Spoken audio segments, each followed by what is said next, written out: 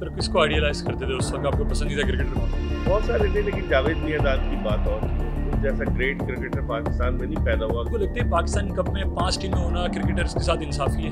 नई बोतल पुरानी शराब, 5 मेंटोर जिन्होंने रखे हैं और हर मेंटोर को 50-50 लाख रुपए माहाना क्रिकेट बोर्ड दे। पाकिस्तान बांग्लादेश से हारा बहुत बुरी तरीके से। इससे पहले मोइन खान की कैप्टनसी में भी जिम्बाब्वे ने भी हमें हराया।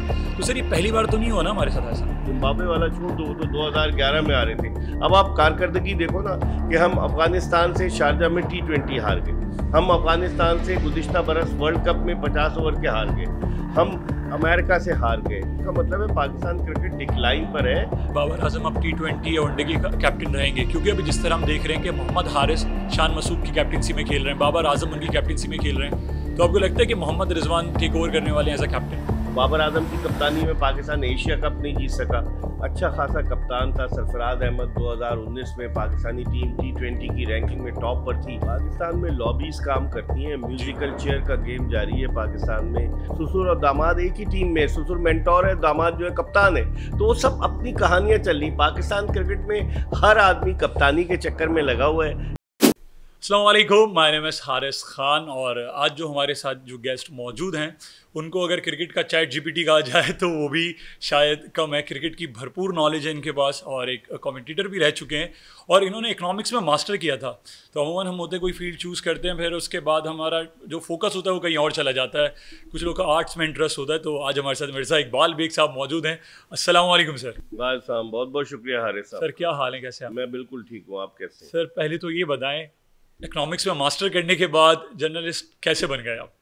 वो मेरा फर्स्ट क्लास MSc था, लेकिन वो मुझे जॉब मिल रही थी इंटीरियर सिंध में कहीं लेक्चरर की, तो मैं उसमें इंटरेस्टेड नहीं था। फिर मुझे क्रिकेट का देखने का शौक था। मेरे घर के पास एक क्रिकेट ग्राउंड था। जब मैं यूनिवर्सिटी में पढ़ता था तो मैं जो है वो इतवार का दिन होता था, मैचेस होते थे, तो मैं घर से निकल जाता था।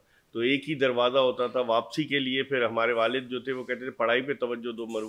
तो वापसी के लिए फिर क्या होता था कि हम दोबारा एंटर नहीं हो सकते थे, तो इसलिए मैं सुबह से जाता था और शाम को वापस आता था। भूखा प्यासा बैठा रहता था, जब लंच होता था जब भी वहाँ बैठा रहता था, ताकि ये होगा कि आप मतलब मैच पूरा करके जाऊँ। फिर मेरी वालदा मुझे सपोर्ट करती थी, खामोशी से दरवाज़ा खोल देती थी, तो फिर मैं घर में दाखिल हो जाता था। सर किसको आइडियलाइज करते थे उस वक्त, आपको पसंदीदा क्रिकेटर कौन था? बहुत सारे थे, लेकिन जावेद मियांदाद की बात और थी। जावेद भाई जो थे वो उन्होंने जो कारनामे पाकिस्तान के लिए सरअंजाम दिए और जिस तरह से वो कराची में अब्दुल्ला हारून मुस्लिम जिम खाना में अपने वालिद मियांदाद नूर मोहम्मद के साथ आया करते थे, और वो उनकी बात ही और है। वो उस जैसा ग्रेट क्रिकेटर पाकिस्तान में नहीं पैदा हुआ। अगरचे यूनुस खान ने 10,000 से ज़्यादा रन्स किए, बड़ा मेहनती है, हार्ड वर्किंग है, लेकिन जावेद मियांदाद के 8,832 रन्स जो है वो हमेशा याद रहेंगे, जिन कंडीशंस में उन्होंने स्कोर किए। सर लोग कहते थे बहुत स्लो खेलते थे, उनका एवरेज बहुत कम था, स्ट्राइक रेट बहुत कम था, तो टुक टुक करके जावेद खेला। मियांदाद टेक्निकली बड़े साउंड थे।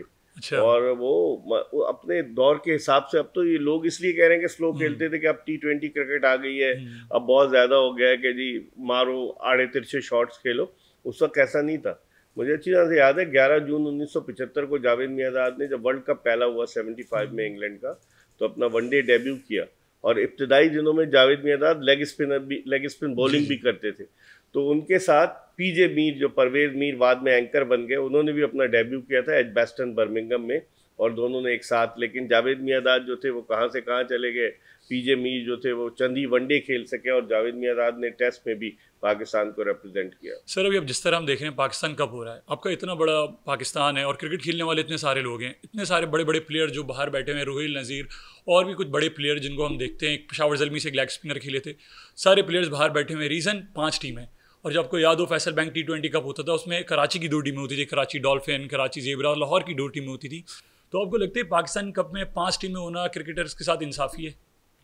देखें, अगर इसको कहा जाए कि नई बोतल पुरानी शराब, प्लेयर्स तो वही हैं जो घूम फिर के जो डोमेस्टिक सर्किट में, लेकिन पाकिस्तान क्रिकेट बोर्ड के पास इतना पैसा है कि खजाने का मुंह खोल दिया है। 5 मेंटोर जिन्होंने रखे हैं, वकार यूनुस, सकलैन मुश्ताक, शोएब मलिक, सरफराज अहमद, मिसबाउल हक, 5 मेंटोर, और हर मेंटोर को 50-50 लाख रुपए माहाना क्रिकेट बोर्ड दे रहा है। और अब ये मेरे ख्याल में इसका मेन जो मकसद है वो लोगों की तवज्जो दूसरी तरफ डाइवर्ट करना है, क्योंकि पाकिस्तान भारत से हार गया T20 वर्ल्ड कप में, 6 रन से 120 रन नहीं चेज कर सका, फिर अमेरिका से हारा उससे पहले, तो परफॉर्मेंस पाकिस्तान की बड़ी पुअर थी। ये सोने पे सुहागा बांग्लादेश से जो पाकिस्तान हारा, तो उसके बाद लोगों का शोर तो मचता था। चेयरमैन साहब ने कहा था सर्जरी होगी, कौन सी सर्जरी होगी। हसन अली जो बाबर आजम का ख़ास आदमी है, उसने तो स्टेटमेंट दे दिया कि जी सर्जरी के लिए आलात नहीं है, क्योंकि टीम में भी ग्रुप बंदी है। तो अब इन्होंने लोगों की अटेंशन डाइवर्ट करने के लिए कहा पाकिस्तान कप कराओ। अब पाकिस्तान कप फैसलाबाद में करा रहे हैं, अच्छी जगह चूज़ की है, वहाँ पब्लिक आती है इर्द गिर्द के इलाकों से, सरगोदा से, इटोबा टेक सिंह से, गुज्जर खान से, जो भी फैसलाबाद के इर्द गिर्द के इलाके हैं। लेकिन फ़ायदा क्या होगा? क्या इस परफॉर्मेंस की बेसिस पर ये लड़के टेस्ट टीम के लिए सेलेक्ट करेंगे? 7 अक्टूबर से पहला टेस्ट मैच है Pakistan versus England eight Multan.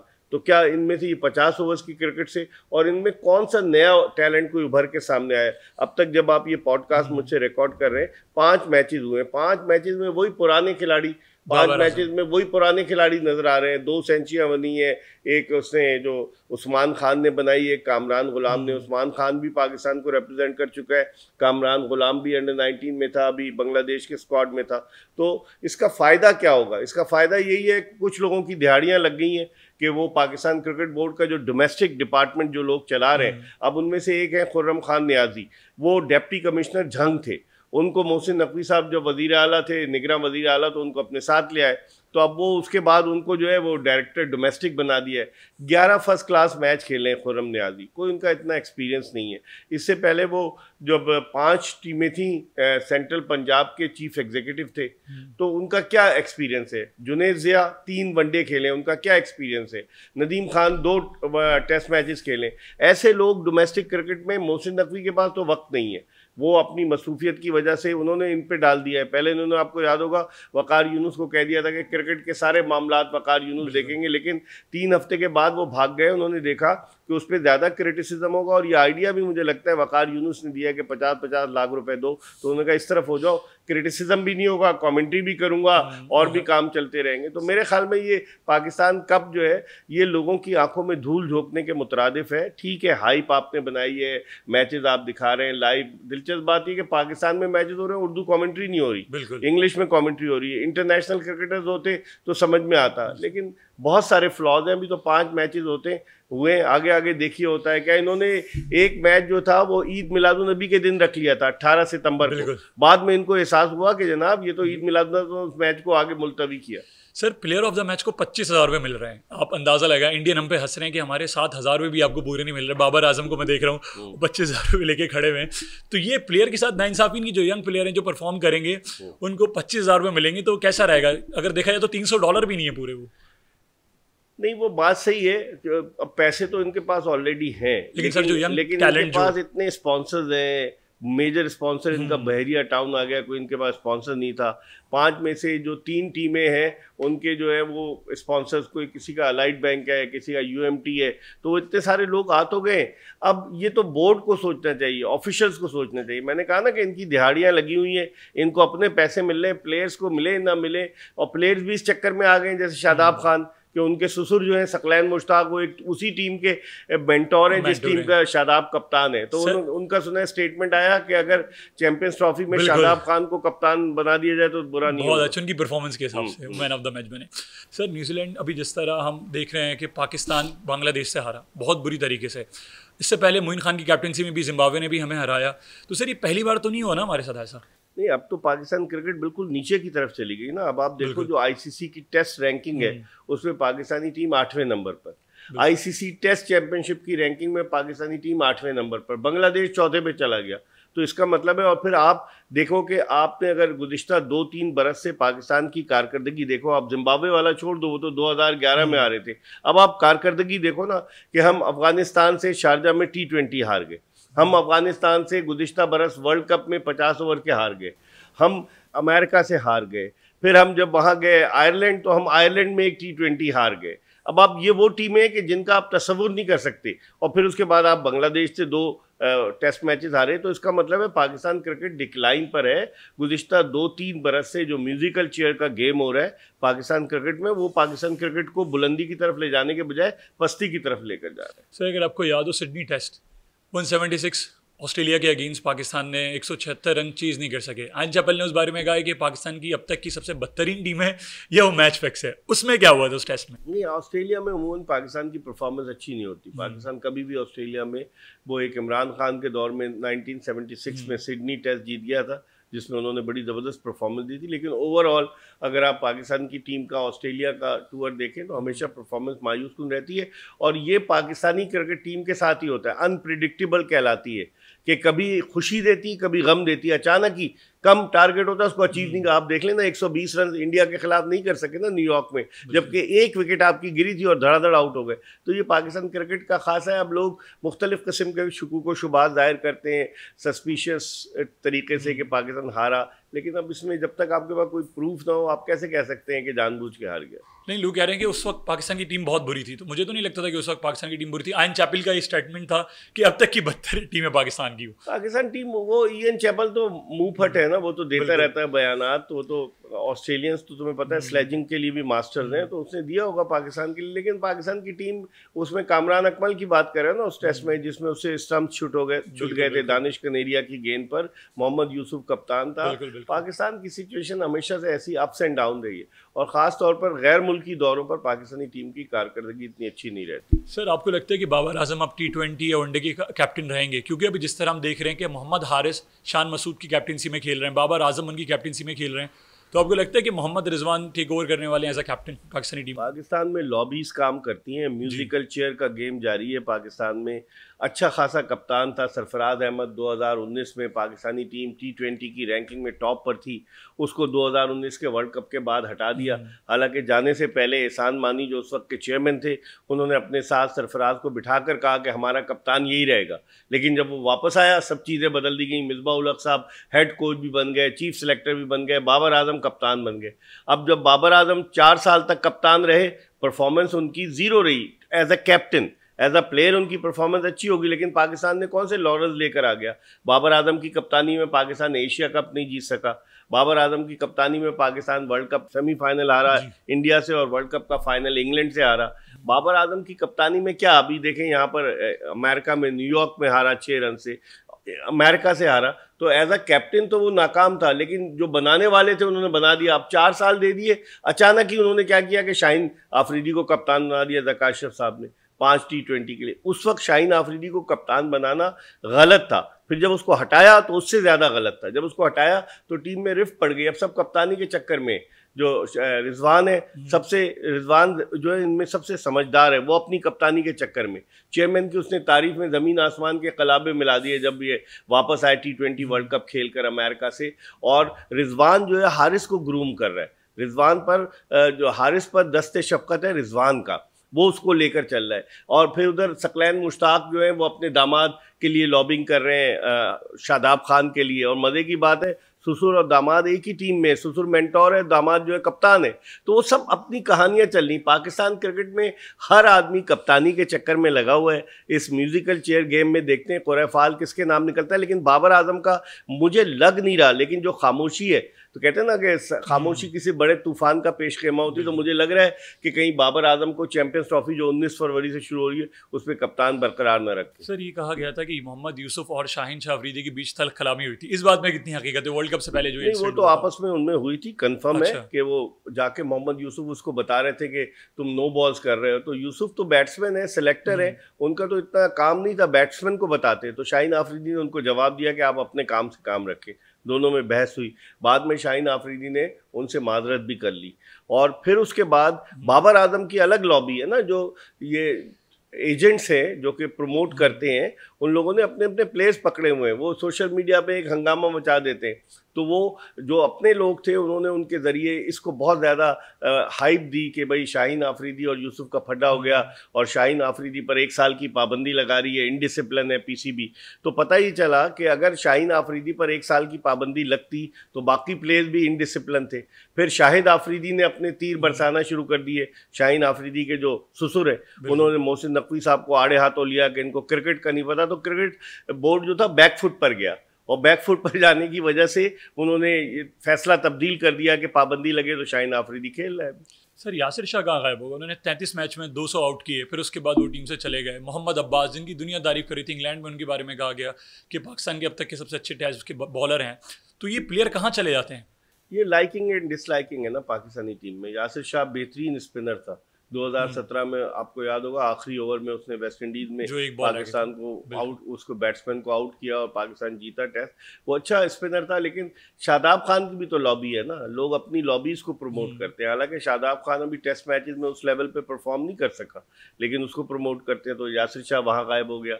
Mohammad Abbas Sialkot से उसका ताल्लुक है, कोई उसका पूछते हैं संबड़ियाल के करीब, सियालकोट के करीब जो है एक जगह है वहाँ का रहने वाला है। वो बेचारा, उसकी कोई लॉबी नहीं है, वो इंग्लैंड वगैरह में खेलता है। वो इतनी अच्छी बॉलिंग करता था, अच्छी लाइन और लेंथ पे। लोग कहते थे अगर मोहम्मद आसिफ दूसरा नहीं तो कम से कम उसका 50% तो है मोहम्मद अब्बास, उसको इन्होंने ज़ाया कर दिया। तो लाइकिंग डिसलाइकिंग, अपनी पसंद के लड़के लाते हैं।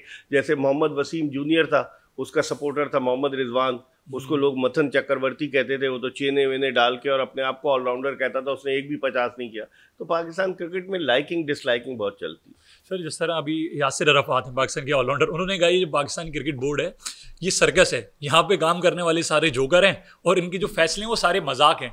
तो अब इनकी इस स्टेटमेंट को किस तरह से देख रहे हैं? उन्होंने इसलिए सर्कस कहा कि उनकी नौकरी खत्म हो गई। वो जब पाकिस्तानी टीम न्यूजीलैंड के दौरे पर गई थी तो यासिर अरफात भी उनके साथ एज अ बॉलिंग कोच थे। अच्छा लड़का है, इंग्लैंड में रहता है और क्वालिफाइड कोच है, लेकिन इससे पहले वो कुछ नहीं कह रहा था। जब नौकरी खत्म होती है ना तो प्लेयर, बासित अली की एग्जांपल ले लें, बासित अली अब बाहर है तो बोर्ड पे तनकीद के तीर बरसाते हैं। जब पाकिस्तान क्रिकेट बोर्ड में आते हैं, लाखों रुपए इनको मिलते हैं, तो पैसों की चमक इनकी आंखों को खीरा कर देती है। तो ये उस टाइप के लोग हैं। अब क्या कह सकते हैं, जब बाहर हैं तो तनकीद कर रहे हैं, अभी अंदर आएंगे तो तारीफ के पुल बनाना शुरू कर देंगे। सर हम PSL का IPL से कंपटीशन करते हैं, कहते हैं PSL भी बेहतर है, IPL थोड़ी ज़्यादा बेहतर है, लेकिन मुझे लगता है कि BPL हमसे ज़्यादा बेहतर है। IPL तो छोड़ें, क्योंकि आप देखें जितने बड़े प्लेयर हैं, मोइन अली की मैं बात करूँ, डेविड मिलर की बात करूँ, आंड्रे रसल, जितने बड़े प्लेयर हैं वो सारे BPL में तो जाते हैं लेकिन PSL में नहीं आते। लेकिन BPL में पैसा भी इन्वॉल्व है। एक तो बांग्लादेश क्रिकेट बोर्ड के बाद, दूसरे BPL पे बड़े क्वेश्चन मार्क्स भी उठे कि फिक्सिंग होती है। 1-2 पाकिस्तानी प्लेयर्स की उन्होंने हनी ट्रैप किया। BPL बीच में बंद भी हो गया था, फिर दोबारा शुरू हुई बांग्लादेश प्रीमियर लीग। और जो छोटे प्लेयर्स हैं वो ये गिला करते हैं कि उन्हें पैसे नहीं मिलते। तो हर तरह की है। BPL का आप पाकिस्तान सुपर लीग से मुकाबला नहीं कर सकते। पाकिस्तान सुपर लीग एक ब्रांड बन गया है। 2016 में जब ये शुरू हुई, पहली में जब से जितनी पाकिस्तान सुपर लीग है सब कवर कर रहा हूँ, उस वक्त किसी के वहमो गुमान में भी ना था कि ब्रांड बन जाएगा। दुबई में हुई, मेरे पास आए अपने नजम सेठी साहब उस वक्त ओपनिंग सेरेमनी के बाद, और बड़ी देर तक बात करते रहे और कहते दुआ करो। उस वक्त तो टीमों को लेने के लिए कोई तैयार नहीं था। अब पकी पकाई खाने के लिए तो सब आ गए। लेकिन PSL का BPL से मुकाबला नहीं है। PSL एक अच्छी लीग है। IPL से भी PSL का IPL से कोई मुकाबला नहीं है। IPL में स्पॉन्सरशिप, प्लेयर्स, बल्कि even board of control for cricket in India ये चाह रहा है कि जब IPL हो तो कोई भी मुल्क क्रिकेट ही ना खेले। सर अभी क्लैश हो रहा है IPL का PSL के साथ? हाँ, तो वो फरवरी में, क्योंकि पाकिस्तान में चैंपियंस ट्रॉफी है ना, तो अब मजबूरन कराएंगे। IPL और PSL एक ही विंडो में होगी, लेकिन मेरे ख्याल में 1-2 हफ्ते का। सर आपको लगता है कि इंडियन टीम आएगी? क्योंकि अगर आपको याद हो 2003 वर्ल्ड कप में इंग्लैंड ने जिम्बाब्वे के साथ खेलने से इनकार कर दिया था और न्यूजीलैंड ने कीनिया के साथ खेलने से इनकार कर दिया था। दोनों को एक पॉइंट मिल गए थे, जिम्बाब्वे को भी और कीनिया को भी, क्योंकि इंग्लैंड उनके साथ खेलना नहीं चाहता था। उससे पहले तुम भूल गए 96 के वर्ल्ड कप में भी यही हुआ था श्रीलंका में, कि लोग नहीं गई थी टीमें श्रीलंका खेलने के जी। वहाँ पर तामिल जो थे उनकी वजह से, तामिल टाइगर्स की वजह से सूरत हाल ख़राब थी।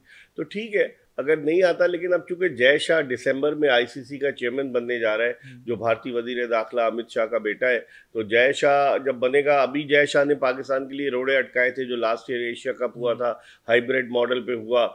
अब आगे भी मुश्किल डाल रहे हैं। अभी तक उन्होंने कोई कंफर्मेशन नहीं की है। ICC का इवेंट है कि इंडियन टीम पाकिस्तान आएगी नहीं आएगी।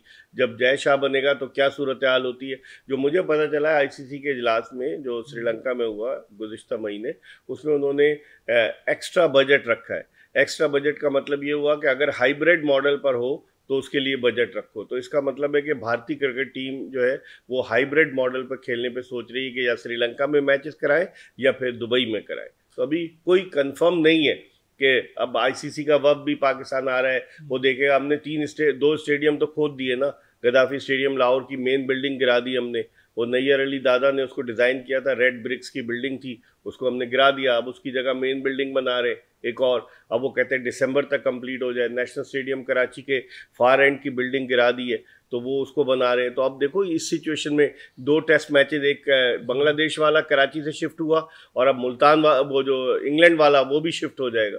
तो ऐसी सिचुएशन में हमारी प्रिपरेशन क्या है ये भी देखना है। आईसीसी चैंपियंस ट्रॉफी बरवक्त 19 फरवरी से शुरू होगी, भारत आएगा नहीं आएगा, बहुत सारे डाउट्स हैं। अभी आइंदा आने वाले 1-2 महीने में क्लियर होंगे। सर क्रिकेट में पाकिस्तानी टीम में हमेशा 2 यूनिट क्यों बने हुए? अगर मैं आपसे बात करूं पुरानी भी, अगर हम वसीम अख्तर के दौर की बात करें तो एक अलग लॉबी है, एक टीम में 2 लॉबीज बनी हुई है। अगर देखें रमीज़ राजा, वक़ार यूनुस, इन सब ने मिलकर वसीम अकरम को टीम से निकाला और ये कहा गया कि मोहम्मद समी जो हैं वो इनसे बेहतर बॉलर है और इनसे बेहतर ऑप्शन है। तो सर ऐसा हमारी टीम में हमेशा क्यों होता है? वो ताकत के हुसूल की कशमकश जो है ना, वो हर आदमी सुपरस्टार बनना चाहता है। जब वसीम अकरम कप्तान थे, वक़ार यूनुस जो थे वो कप्तान बनना चाह रहे थे, उन्होंने स्टेटमेंट भी दे दिया और 2 Ws में रिफ्ट भी पैदा हो गई। तो हर कोई पाकिस्तान में अभी भी जो सिचुएशन यही है कि शाहीन शाह अफरीदी अलग नाराज़ हैं, बाबर आजम अलग नाराज़ हैं, रिजवान अपने चक्कर में है, शान मसूद कप्तान है, उसको कोई सपोर्ट नहीं कर रहा और उसकी अपनी परफॉर्मेंस भी ऐसी है। तो पाकिस्तान क्रिकेट में ये हमेशा से होता रहा है, ये अब्दुल हफीज़ कारदार के दौर से होता रहा है। मियां दाद को नहीं हटा दिया था कप्तानी से 1981 में, पाकिस्तानी टीम ऑस्ट्रेलिया के टूर पे थी, खिलाड़ियों ने लिख के दे दिया, मैनेजर एजाज भट्ट थे कि मियां दाद को हटाएं। तो मियां दाद को जब हटाया 82 में श्रीलंका की टीम पाकिस्तान आई तो उन्हें कहा कि 3 टेस्ट मैचेस में आप कप्तानी कर लें, फिर इमरान खान कप्तान बनेंगे। 82 में फिर इमरान खान कप्तान बन गए, वसीम अकरम के खिलाफ बगावत हुई। बहुत सारे पाकिस्तान क्रिकेट के वाक़यात भरे पड़े हैं कि जिनमें ये ताकत के लिए जो रस्सा कशी है ना, वो टसल, उसकी वजह से पाकिस्तान क्रिकेट को नुकसान पहुँचा, खिलाड़ी खुश हैं। सर अभी जिस तरह हम बात करें पाकिस्तानी टीम का जो हाल है, बाबर आजम की कैप्टनसी पे हमने बात की, अगर विराट कोहली को देखें, अगर देखा जाए तो विराट कोहली की जो मैच विनिंग साइड है वो धोनी से बेहतर है। विराट कोहली की कैप्टनसी में इंडिया 62% मैचेस ज़्यादा जीता है, तो लेकिन उनके पास ट्रॉफी नहीं था। विराट कोहली को एज अ कैप्टन कैसा दिखते, धोनी से बेहतर थे या नहीं थे? देखिए विराट कोहली अक्लमंद था, धोनी तो बेस्ट कैप्टन था, one of the best captain India has ever produce. Mahendra Singh Dhoni की कैप्टनशिप में 2007 में T20 वर्ल्ड कप जीते, 2011 में 50 ओवर्स का वर्ल्ड कप जीते, उसकी तो बात ही और है। फिर चेन्नई सुपर किंग को जिस तरीके से महेंद्र सिंह धोनी ने लीड किया, वो तो कमाल का कैप्टन था। लेकिन विराट कोहली की परफॉर्मेंस भी थोड़ी डिक्लाइन की तरफ आई। फिर वहाँ पर भी वो रवि शास्त्री जब हेड कोच था वो उसके साथ था, वहाँ पर भी थोड़ी बहुत सियासत हुई, तो उसने खुद अक्लमंदी की, उसने खुद छोड़ दी कप्तानी। बाबर आजम नहीं छोड़ेगा। बाबर आजम तो अभी तक देखें जब से वर्ल्ड कप के बाद से आया है, उसने कौन सा ऐलान किया है कि मैं कप्तानी नहीं करूँगा। वो आसरे में खामोशी है, जो मैंने कहा ना कि सन्नाटा है किसी तूफान का पेशखेमा। तो बाबर आजम तो नहीं छोड़ेगा, क्योंकि उसने अपना ग्रुप बनाया हुआ था, अपने लड़के थे, चाहे फ़हीम अशरफ, हसन अली हर दफ़ा घूम फिर कर पाकिस्तानी टीम में कैसे आ जाता था। बाबर आजम का दोस्त था शादाब खान, हसन अली, फ़हीम अशरफ, वसीम जूनियर, एक पूरी तवील फहरिस्त थी, इमाम उल हक, जिनको बाबर आजम सपोर्ट करता था। लेकिन सर इमाम उल हक तो ओडीआई के जो टॉप बैट्समैन उसके नंबर 2 पे थे, अगर आप देखा जाए तो नंबर 2 नंबर 3 पे हमेशा रहे। खेलते अपने लिए थे या टीम के लिए? कितने मैचेस उन्होंने जिताए ये बताएं। सर न्यूजीलैंड में जब हम आखिरी हमारा मैच था, सॉरी बांग्लादेश से 2019 के वर्ल्ड कप में, शायद उसमें उन्होंने 100 स्कोर किए। 100 तो किया, लेकिन वो तो बांग्लादेश की टीम थी ना। मुझे बड़ी टीमों का बताएं कि किसी बड़ी टीम के खिलाफ इमाम उल हक पर ये छाप लगी हुई है कि वो अपनी ज़ात के लिए खेलता है।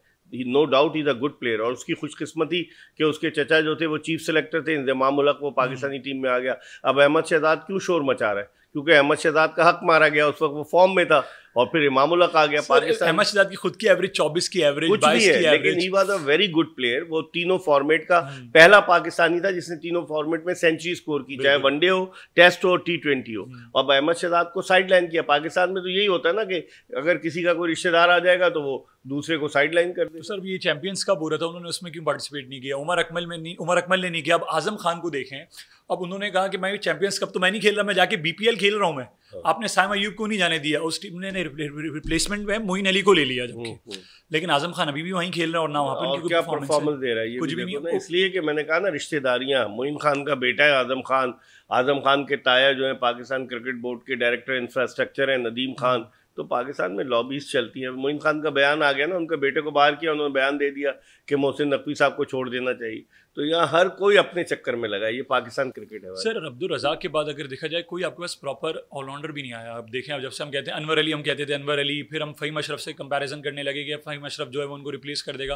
तो हम एक प्रॉपर फास्ट बॉलिंग ऑलराउंडर क्यों प्रोड्यूस नहीं कर पाते? अब इंडिया को देखें, हार्दिक पांड्या उनके पास है, इंग्लैंड के पास बेन स्टोक्स है, हर टीम के पास एक फास्ट बॉलिंग ऑलराउंडर है, हमारे पास नहीं हो जाएगा। तो वो मैं फ़हीम अशरफ का नाम भूल गया था, वो भी बाबर आजम के ग्रुप में ना, रोटी गैंग था वो कहलाता था, वो भी बाबर। फ़हीम अशरफ को इन्होंने बहुत ज़्यादा प्रमोट किया। अनवर अली ने परफॉर्मेंस दी, श्रीलंका में मैच जिताया, उसका बॉलिंग एक्शन बदलवा दिया, वो बिल्कुल ही ठुस हो गया। इसी तरह से एक फास्ट बॉलर आया था अतीकुर रहमान 80s में, जेफरी थॉमसन की तरह बहुत तेज गेंद करता था, उसका खान मोहम्मद मरूफ ने बॉलिंग एक्शन कराया, वो बिल्कुल ठुस हो गया। अभी एक ऑलराउंडर आपके पास आया था आमिर जमाल की सूरत में, जिसने ऑस्ट्रेलिया में अच्छा परफॉर्म किया, लेकिन उसके साथ फिटनेस का प्रॉब्लम था। तो हमारे यहाँ डोमेस्टिक क्रिकेट को इम्पोर्टेंस दी ही नहीं जाती। सर बिलावल भट्टी भी तो थे हमारे पास, वो भी कहीं उनके, वो भी यहाँ खेल रहे हैं ना पाकिस्तान कप में, मुरीद के से उनका ताल्लुक है, बिलावल भट्टी, वो पाकिस्तान कप में खेल रहे हैं। लेकिन हमारे यहाँ कंसिस्टेंट मौके नहीं दिए जाते, और अगर दिए जाते हैं, लड़का परफॉर्म नहीं करे तो दूसरे लड़के को आने नहीं देते। असल मसला ये, फ़हीम अशरफ को देखे ना, फ़हीम अशरफ ने जाकर के वहाँ लंदन में एवन फील्ड अपार्टमेंट्स में उन्होंने नवाज शरीफ साहब के साथ तस्वीर बनवा ली, पाकिस्तानी टीम में आ गए। तो सियासत से दूर रहना चाहिए खिलाड़ियों को। सर पाकिस्तान की क्रिकेट को सियासत ने कितना दबा किया? बाहर की सियासत ने, मैं क्रिकेट में तो होती है, आप देखें डोमेस्टिक लेवल पे भी सियासत होती है, अगर आप गली क्रिकेट देखें उसमें भी सियासत है, तो बाहर वाली सियासत ने कितना दबा किया क्रिकेट को? सियासी बुनियादों पर ना, आप देखिए जब नजम सेठी साहब जब 1948 में पाकिस्तान क्रिकेट बोर्ड बना, तो उस वक्त BCCP होता था, board of control for cricket in Pakistan. तो उस पे उसके जो पेट्रन हुआ करते थे वो सदर मुमलिकत हुआ करते। लेकिन जब नजम सेठी साहब, चूँकि वो निगरां वज़ीर आला थे, नवाज शरीफ से उनका अच्छा ताल्लुक था, जब वो PCB के चेयरमैन बने तो उन्होंने तब्दीली की कि पेट्रन जो है प्रेसिडेंट के बजाय प्राइम मिनिस्टर हुआ करेगा। उन्होंने कहा नवाज शरीफ साहब, चूँकि वो एक फ़र्स्ट क्लास मैच खेले थे नवाज शरीफ साहब, उन्होंने कहा फर्स्ट क्लास भी खेले और ये वो उन्हें शौक़ है, उन्हें बना दिया।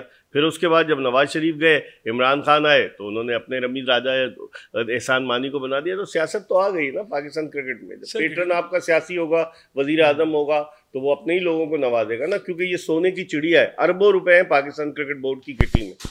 सर क्रिकेट में दो इंसिडेंट, अगर मैं बात करूँ 1996 और 1999। 96 में एक आ जाता है कि जो अजहरुद्दीन का फैसला था वो हमें समझ में नहीं आया, पहले ये बॉलिंग करने का, और उसी तरह दूसरा अगर हम बात करें 1999 में पाकिस्तान का पहले बैटिंग फैसला करने का। और सचिन तेंदुलकर अपनी बुक में लिखते हैं कि मुझे समझ में नहीं आया कि भाई उधर तो बैट करके बैठे हुए थे हम लोग, लेकिन ये फैसला नहीं, वो उस वक्त तो टीम में रिफ्ट थी। तुमने 96 के वर्ल्ड कप का क्वार्टर फाइनल नहीं है, वसीम अकरम आखिरी लम्हे पर विड्रॉ हो गए और फिर आमिर सोहेल ने कप्तानी की। उस वक्त तो बहुत बड़ी कहानी हुई थी ना, वसीम अकरम की फिटनेस पर क्वेश्चन मार्क थे। डैन कीजल जो पाकिस्तानी टीम का फिजियो था, उसने कहा मुझे तो पता ही था। तो वसीम अकरम उस वक्त नहीं खेले। फिर 99 के वर्ल्ड कप की बात कर रहे हो, उसमें मेरी बात हुई थी उस वक्त के हेड कोच मुश्ताक मोहम्मद, पाकिस्तान के साबिक कप्तान मोहम्मद बरादरान से। उनके मैं घर गया था बर्मिंघम में, उनका इंटरव्यू किया। उन्होंने कहा रात को डिसाइड हो गया था कि बारिश हो रही है, पाकिस्तान टॉस जीतेगा, उनको खिलाएगा। कहने लगे मैंने सर पीट लिया जब वसीम अकरम ने टॉस जीत कर पहले खुद बैटिंग करने का इशारा किया। तो कुछ ना कुछ तो गड़बड़ होती है पाकिस्तान क्रिकेट में। पाकिस्तान हार गया, अब क्या कह सकते हैं। 99 अब 2024 आ गया। सर 96 में इंडिया का अगर आप देखें, इंडिया और श्रीलंका का जो मैच हुआ था सेमीफाइनल, उसमें भी कहा गया कि अजहरुद्दीन पहले बैटिंग करेंगे, तो वो लोग रेडी थे, लेकिन उन्होंने पहले बॉलिंग। लेकिन ये सब थ्योरीज हैं, कॉन्स्पिरेसी थ्योरीज। और वो मैच क्या हुआ था श्रीलंका का, ईडन गार्डन्स कोलकाता में, जब हारने लग गया था भारत तो तमाशाई ने आग लगाना शुरू कर दी थी, जिसकी वजह से श्रीलंका फाइनल में पहुंच गया था। याद है तुम्हें? फिर 96 के वर्ल्ड कप का फाइनल श्रीलंका ऑस्ट्रेलिया के अगेंस्ट खेला और जीत गया।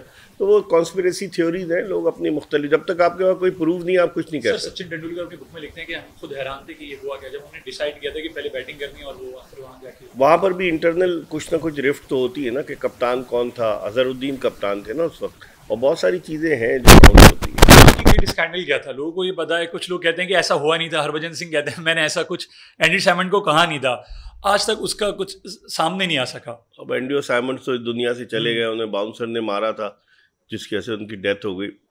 अब ये ऑस्ट्रेलियन स्लेजिंग करते हैं, नो डाउट कि वो बहुत, अब तो खैर स्टम्प्स माइक आ गए हैं, बहुत सारी चीज़ें ऑस्ट्रेलियन स्लेजिंग करते हैं, जिसकी वजह से ये है कि प्लेयर्स जो है इरिटेट होते हैं, उनका काम होता है इरिटेट करना प्लेयर को। अगर प्लेयर इरिटेट होगा तो वो गलत शॉट खेलेगा और वो फिर गुस्से में आएगा। तो यही चीज़ हुई कि मंकी गेट जो स्कैंडल था कि एंड्रयू साइमंड्स की और हरभजन सिंह की। वैसे भी हरभजन सिंह आउट स्पोकन है, उनकी परफॉर्मेंस की बेसिस पर उन्हें डीएसपी की नौकरी की जॉब मिल गई, ऑफर हुई थी पंजाब पुलिस में, लेकिन नहीं की उन्होंने। वो भी ज़रा मुंह फट है, जिसकी वजह से ये तनाज़ा हुआ। सर, पाकिस्तान के लिए फॉरेन कोचेस ज़्यादा बेहतर हैं हमारे लोकल कोचेस?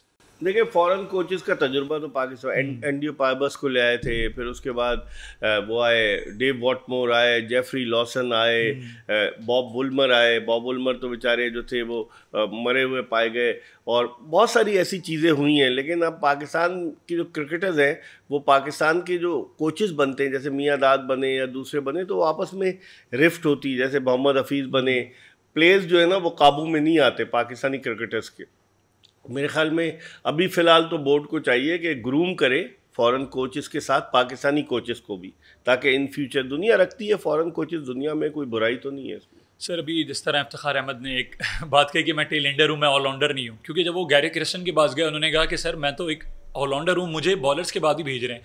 तो गैरी क्रिस्टन ने कहा जो आपकी करता धरता, उन्होंने हमें बताया कि आप आखिर के 2-3 ओवर के प्लेयर हो, तो इसलिए हम आपको आखिर में भेज रहे हैं। नहीं, करता धरता क्या बताएंगे, गैरी कर्स्टन का खुद एक्सपीरियंस है ना, उसने देखा नहीं होगा नेट में कि किस तरह की बैटिंग करता है। ये तो कहने की बात है। लेकिन इफ्तिखार अहमद तो मिसबाह-उल-हक की पर्ची पर आए थे ना, 2016 से वो इंटरनेशनल क्रिकेट खेल रहे हैं, 9 साल हो गए उनको। कितने टेस्ट, कितने वनडे, कितने T20 खेले। मिसबाह-उल-हक तो प्रेस कॉन्फ्रेंस में कहते थे वो यूटिलिटी क्रिकेटर है, 3 डायमेंशनल क्रिकेटर है, कि वो बॉलिंग भी करते हैं, बैटिंग भी करते हैं, फील्डिंग भी करते हैं। वो भी चिपके हुए पाकिस्तान क्रिकेट में, जिसको पिया चाहे वही सुहागन वाली बात है।